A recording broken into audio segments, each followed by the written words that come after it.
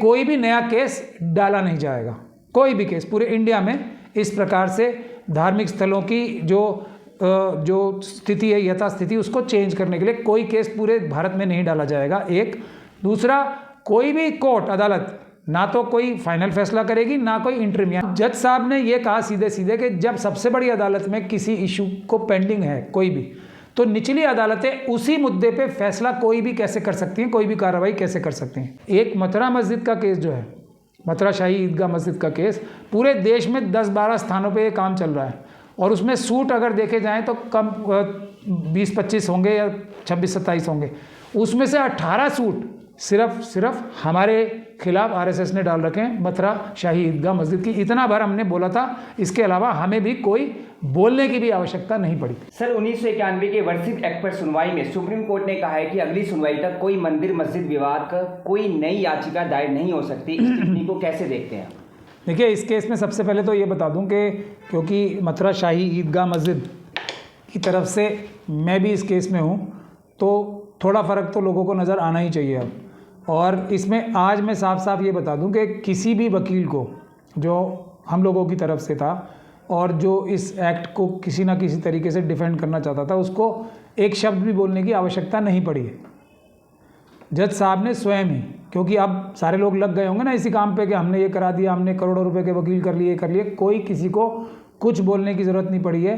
काफ़ी दिनों बाद एक संविधान के अनुरूप और संविधान को बचाने वाला एक अच्छा फैसला आया है। लेकिन ये अभी अगली डेट तक के लिए, ये भी लोग ध्यान से समझ लें, अभी कोई खुशी मनाने की ज़रूरत नहीं है, बल्कि कमर कस के जो थोड़ी सी राहत मिली है उसको और मजबूत करने की ज़रूरत है। और जो लोग अभी इसके जो कसीदे पढ़ रहे हैं उनकी बात पे ध्यान नहीं देना, पूरी ताकत लगा के अपनी तैयारी और करनी है ताकि हम इस केस को जीत सकें और इससे काफ़ी बड़ी राहत मिल सकती है। तो इसको पूरी ताकत लगानी है, ये सब फर्जीवाड़ों के चक्कर में नहीं आना। आज किसी को कोई बहस करने की आवश्यकता ही नहीं पड़ी थी, बल्कि दूसरी तरफ से पूरी ताकत लगाई गई थी, शोर हल्ला सब हुआ था कि नहीं ऐसा नहीं होना चाहिए, लेकिन जज साहब ने साफ तौर पे कह दिया। और बहुत इसलिए ये नहीं कह रहा कि हमारे लिए थोड़ा सा राहत का बात है कुछ दिन के लिए, लेकिन न्यूट्रली भी अगर मैं आपके माध्यम से बता दूं तो सीधी सीधी बात जज साहब ने की है वो इस बुनियाद पे की है कि एक कानून जिसको जो आरएसएस और बीजेपी का पक्ष है वो क्या कह रहा है कि ये कानून ठीक नहीं है, इसका सेक्शन 3 और 4। अब जज साहब ने ये कहा सीधे सीधे कि जब सबसे बड़ी अदालत में किसी इशू को पेंडिंग है कोई भी, तो निचली अदालतें उसी मुद्दे पे फैसला कोई भी कैसे कर सकती हैं, कोई भी कार्रवाई कैसे कर सकती हैं। तो इसके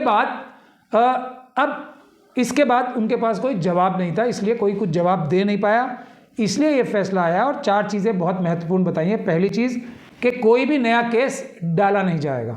कोई भी केस पूरे इंडिया में इस प्रकार से धार्मिक स्थलों की जो स्थिति है, यथास्थिति, उसको चेंज करने के लिए कोई केस पूरे भारत में नहीं डाला जाएगा। एक दूसरा, कोई भी कोर्ट अदालत ना तो कोई फाइनल फैसला करेगी ना कोई इंटरिम, यानी कि कोई इंटरिम फैसला, अंतरिम जो राहत दी जाती है किसी को भी, वो भी नहीं की जाएगी। इसके अलावा ख़ास तौर पे, हालांकि अंतरिम जो राहत होती है या इंटरिम ऑर्डर होते हैं उसमें सर्वे भी होता है, सर्वे के लिए ख़ास तौर पे जज साहब ने हुक्म फरमाया है, जज 3 जजेस की बेंच थी है, कि सर्वे भी नहीं होगा। और ये तीनों चीज़ें साफ तौर पे बोल दी हैं। तो इसलिए ये थोड़ी सी राहत का टाइम है। और बहुत दिन बाद, जो कहते हैं ना, जो रेगिस्तान में सूखा पड़ा हुआ था, अब थोड़ी सी बूंदाबांदी हुई है। हम लोग भी इस केस में हैं, ये भी आप एक महत्वपूर्ण बात है कि मैं खुद इस केस में हूँ इन्वॉल्व, और लेकिन आज मुझे भी एक शब्द बोलने की ज़रूरत नहीं पड़ी थी। हमारी तरफ से वकील को सिर्फ इतना बोलने की ज़रूरत पड़ी थी कि देखिए, इसमें एक चीज़ और, इतना हमने ज़रूर कोर्ट को बताया था कि एक मथुरा मस्जिद का केस जो है, मथुरा शाही ईदगाह मस्जिद का केस, पूरे देश में 10-12 स्थानों पे ये काम चल रहा है और उसमें सूट अगर देखे जाएं तो कम 20-25 होंगे या 26-27 होंगे। उसमें से 18 सूट सिर्फ हमारे खिलाफ आरएसएस ने डाल रखे हैं मथुरा शाही ईदगाह मस्जिद की। इतना बार हमने बोला था, इसके अलावा हमें भी कोई बोलने की भी आवश्यकता नहीं पड़ी। सर, वर्षित एक्ट के समर्थन में सीपीएम ने भी याचिका दायर की है। सीपीएम का तर्क है कि देश के धर्मनिरपेक्ष ढांचे को बनाए रखने, सामाजिक सरसता को कायम रखने और मौलिक अधिकारों की रक्षा के लिए इस एक्ट का कायम रहना जरूरी है। जब ये एक्ट इतना महत्वपूर्ण है तो इसके खिलाफ केस फाइल करने को कैसे देखते हैं आप? नहीं, जो लोग संविधान को ख़त्म करना चाहते हैं जो लोग संविधान को ख़त्म करके मनुस्मृति लागू करना चाहते हैं, मनुवादी मानसिकता के लोग, उनसे सेकुलरिज्म ही क्या, वो तो फ्रेटर्निटी जो भाईचारा है उसको भी ख़त्म करना चाहते हैं। वो जो सब कुछ बाबा साहब डॉक्टर भीमराव अंबेडकर ने प्रियम्बल में और संविधान में लिखा है उसको सबको ख़त्म करना चाहते हैं। आदमी की इज्जत को ख़त्म करना चाहते हैं, भाईचारे को ख़त्म करना चाहते हैं, बराबरी और इंसाफ को ख़त्म करना चाहते हैं। यही तो उनका लक्ष्य है, उसी हिसाब से वो आगे चल रहे हैं। तो ये सिर्फ कह देना कि सेकुलरिज्म को ख़त्म करना चाहते हैं, मैं समझता हूँ ये थोड़ा इसको ठीक से पूरी बात कहनी चाहिए कि पूरे संविधान को ख़त्म कराना चाहते हैं।